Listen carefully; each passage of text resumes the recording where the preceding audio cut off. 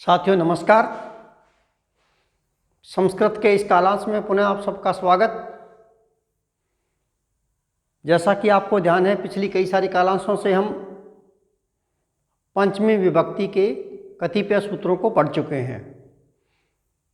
इसी क्रम में मैं आज आपके साथ पंचमी विभक्ति से संबंधित एक विधि सूत्र है, उस विधि सूत्र को मैं आपको बताना चाहूँगा। आइए देखते हैं वह विधि सूत्र क्या है और क्या कहना चाहता है। विधि सूत्र है अकर्तृ ऋणे पंचमी। विधि सूत्र है अकर्तृ ऋणे पंचमी। देखिएगा, इसमें एक पद आया है अकर्तृ ऋणे। इसको देखते हैं। न कर्ता इति अकर्ता, जो कर्ता नहीं हो, और तस्मिन, उसमें, जो कर्ता नहीं हो उसमें पंचमी पंचमी विभक्ति लगती है। और ऋणे, ऋणवाची शब्द में, पूरे सुनिएगा, न कर्ता इति अकर्ता और तस्मिन सप्तमी लगी तो बनता है अकर्तृ पद बनता है। साथ ही साथ इसमें आया है ऋणे। ऋणे पद का अर्थ है ऋणवाचक शब्द में पंचमी विभक्ति लगती है। ये है पदों का अर्थ। आओ देखते हैं भावार्थ क्या कहना चाहता है इसका, कि ऋणवाची शब्द जब स्वयं कर्तृसंज्ञक न हो तथा किसी कार्य का हेतु हो तो उस शब्द से पंचमी विभक्ति होती है। फिर दोबारा सुनिएगा कि ऋणवाची शब्द जब स्वयं कर्तृसंज्ञक न हो, जब स्वयं कर्तृसंज्ञक न हो और वह किसी कार्य का हेतु हो तो उस शब्द से पंचमी विभक्ति होती है। अर्थात कर्तृसंज्ञा से रहित, कर्तृसंज्ञा से रहित ऋण यदि हेतु होता है तो उस ऋण से पंचमी विभक्ति होती है। ठीक है, उदाहरण दे दूं आपको, बात और स्पष्ट हो जाएगी। जैसे शताद्बद्ध, क्या है? शताद्बद्ध, 100 रुपये के ऋण से बंध गया। क्या? 100 रुपये के ऋण से बंध गया। शताद्बद्ध।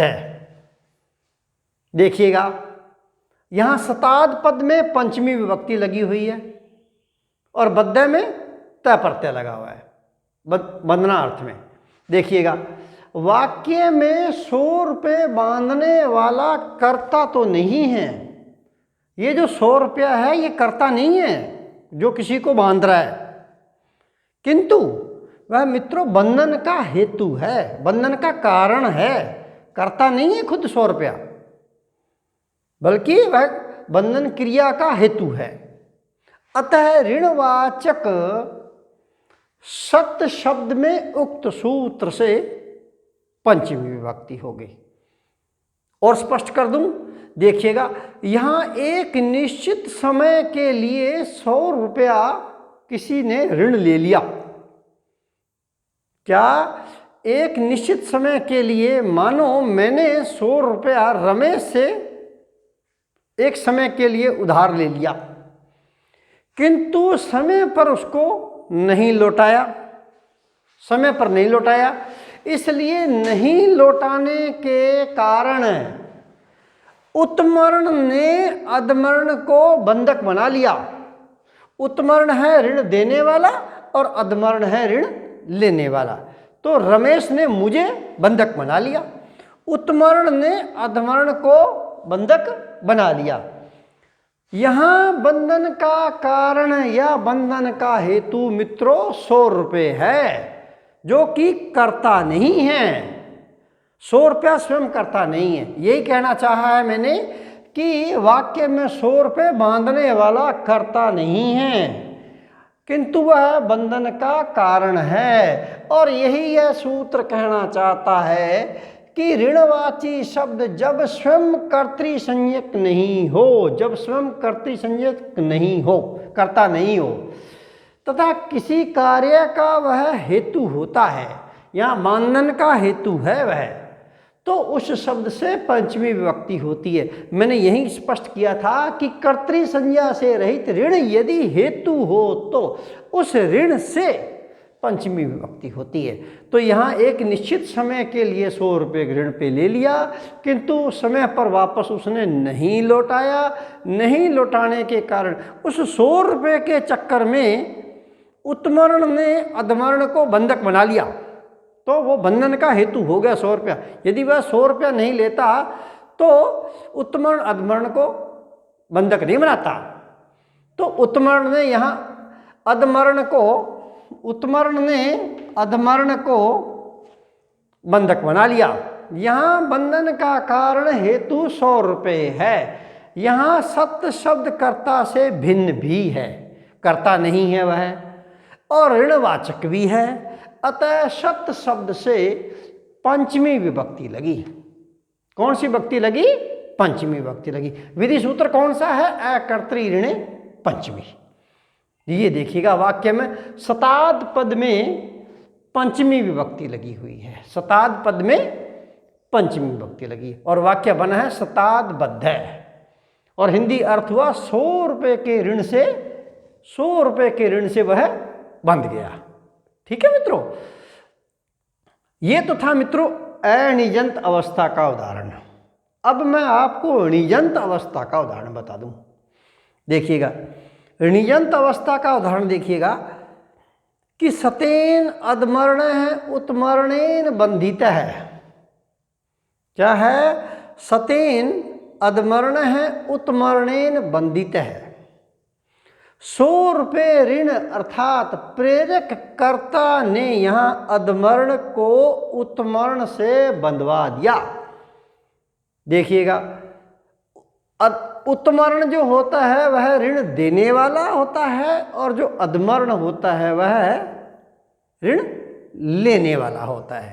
पुनः सुनो, उत्मर्ण होता है ऋण देने वाला और अधमर्ण होता है ऋण को लेने वाला।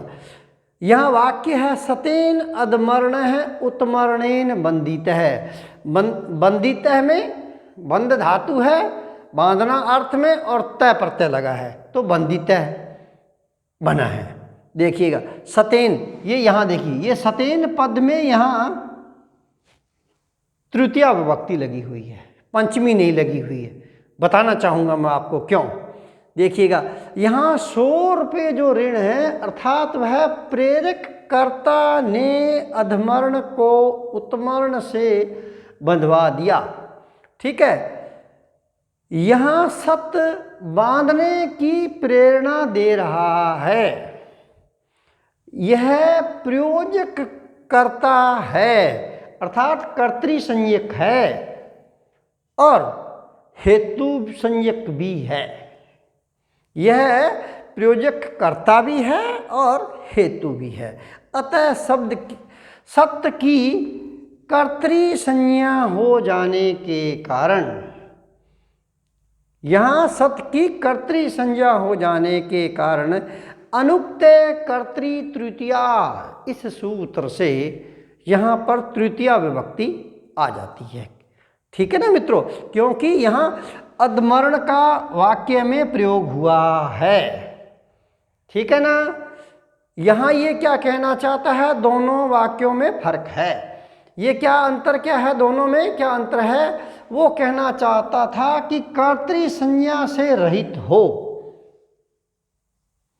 यदि ऋण, और यदि वो हेतु हो तो उस ऋण से पंचमी विभक्ति होती है। परंतु इस वाक्य में यह जो 100 रुपया ऋण है वो प्रेरक कर्ता ने यहाँ पर अधमर्ण को उत्मर्ण से बंधवाया है। यहाँ सत बांधने की प्रेरणा दे रहा है, यह प्रयोजक करता है, ठीक है ना, और हेतु है। इसलिए सत की कर्तृ संज्ञा हो जाने के कारण अनुक्ते कर्तृ तृतीया इस सूत्र से सतेन पद में तृतीया विभक्ति लगी और वाक्य बना सतेन अधमर्ण उत्मर्णेन बंधित है कि 100 रुपये के ऋण ने अधमर्ण को उत्मर्ण से बंधवा दिया। वाक्य में यहाँ कर्ता का प्रयोग हुआ है, ये अधमर्ण को उत्मर्ण के द्वारा बांध लिया गया है 100 रुपये के ऋण के चक्कर में, ठीक है ना मित्रों, बंधन में आ गया। और इस वाक्य में कर्ता का प्रयोग नहीं हुआ है। यही ये कहना चाहता था कि यदि ऋणवाचक शब्द स्वयं कर्तृ संज्ञक न हो तथा किसी कार्य का हेतु हो तो उस शब्द से पंचमी विभक्ति होती है। तो यहाँ तो मित्रों पंचमी हुई है और यहाँ सत बांधने की प्रेरणा दे रहा है। यह प्रयोजक करता है, कर्तृसंज्ञक है और हेतु भी है। यहाँ कर्तृसंज्ञक नहीं है, इन दोनों में यही अंतर है। ये यहाँ कह रहा था कि कर्तृसंज्ञा से रहित हो, ठीक है ना, तब पंचमी आती है, और कर्तृसंज्ञा से युक्त हो तो तृतीया विभक्ति आती है। तो ये है मित्रों अकर्तृ ऋणे पंचमी विधि सूत्र, जिसकी मैंने आपके साथ में चर्चा की।